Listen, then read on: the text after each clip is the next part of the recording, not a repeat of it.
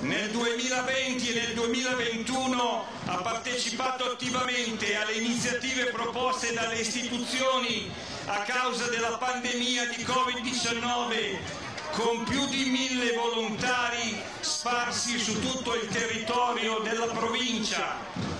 Una diretta non stop seguita da 1 milione di telespettatori per le emittenti del gruppo Media Nord-Est che hanno seguito il lungo sfilamento delle penne nere a partire dalle 9 del mattino, realizzando così con oltre 10 ore di diretta il 71% di share di tutte le emittenti locali del Veneto.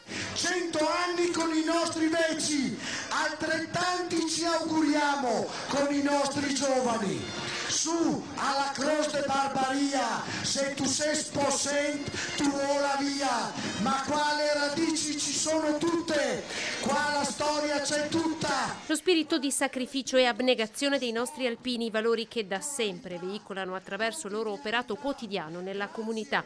Li abbiamo visti impegnati nei centri vaccinali, tirarsi sulle maniche, rimettere in piedi un ospedale in pieno Covid al servizio delle persone più fragili, quando in pieno lockdown c'era bisogno di tutto, cibo, mascherine e medicinali. Alpini sempre pronti per le missioni di pace, sempre pronti sì, ma per le missioni di pace. Direi che è una bella affermazione, direi che è un'affermazione che merita una sottolineatura, merita il riconoscimento che a distanza di 100 anni dalla propria Costituzione l'Associazione Nazionale Alpini si è guadagnata sul campo.